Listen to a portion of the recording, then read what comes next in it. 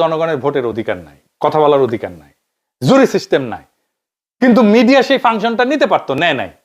শুধু যে নেয় নাই তাই না, তারা ফ্যাসিবাদের পক্ষে দাঁড়াইছে। হাসিনার বিরোধী মত দমনের অন্যতম হাতিয়ার জঙ্গি ন্যারেটিভ, এটা কারা বানাইছে? প্রথম আলো বানাইছে। কত নিরীহ মানুষকে ক্রস ফায়ারে দিছে, আয়না ঘরে নিছে, বাড়ির মধ্যে ঢুকে বাইরে থেকে সিটকানি লাগাই দিয়ে উড়াই দিছে বাড়ি বোমা দিয়ে। কোনো হিসাব আছে? কত মানুষ এমন আর্টিকেল ছাপাইছে যে একজন রিলিজিয়াস মুসলিম যে প্র্যাকটিসের মধ্যে দিয়ে, জীবন চর্চার মধ্যে দিয়ে যায়, সেটারে জঙ্গি বলে তকমা দিছে। আপনার সন্তান জঙ্গি হচ্ছে না তো? পরে দেখেন, আপনি দেখবেন একজন রিলিজিয়াস মুসলিম যা যা প্র্যাকটিস করে সেটাকে জঙ্গি হিসেবে ট্যাগ দিছে এখানে। সাহেব দেখেন, জঙ্গি হিসেবে তাদের কত কত কতগুলো লেখা লিখছে, কত দেখেন, একটার পর একটা দেখান। দেখাইতে গেলে আজকের এপিসোড আর শেষ হবে না।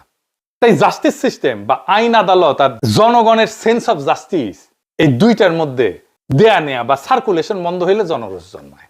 এই জনরোষ সিস্টেম ফেলিওরের বাই প্রোডাক্ট। জনগণ বিশৃঙ্খলা করতে চায় না, জনগণের এজেন্ডা না এটা, সে শান্তি চায়। বিশৃঙ্খলা আসে যখন তার এজেন্ডায়, তার কথায় কেউ কর্ণপাত করে না। বিপ্লবের পরে প্রথম আলোতে গিয়া ছাত্র উপদেষ্টারা বই প্রকাশ করলো, প্রোগ্রাম করলো। জনগণ বিস্ময়ের সাথে লক্ষ্য করলো, যাদের এই ফ্যাসিবাদ কায়েমের জন্য জেলে নেওয়া দরকার ছিল, জবাবদিহিতার মধ্যে আনার দরকার ছিল, তারাই ম্যানেজ করে ফেললো বিপ্লবের মধ্যে থেকে তৈরি হওয়া ক্ষমতাকে। কি তামাশা! 1971-এর ক্ষত যেমন মেরামত করতে হবে, ঠিক একইভাবে হাসিনার দীর্ঘ শাসন আর 24-এর ক্ষত নিরাময় করতে হবে। এইটা যে ক্ষত, সেটাই তো স্বীকার করে না।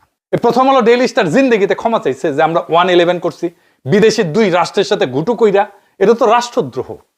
রাষ্ট্রদ্রোহ ইন্ডিয়া আর আমেরিকার সাথে ঘুটু কইরা 111 করছে, তার সাথে আর্মি।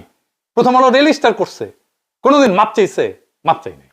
কোনোদিন বলছে যে আমরা হাসিনা শাসনের বৈধতা উৎপাদন করছি? প্রফেসর ইউনূস মিডিয়া সংস্কারের কমিশনের প্রধান যারা বানাইলেন, সেই প্রথম আলোর সাথে সংশ্লিষ্ট।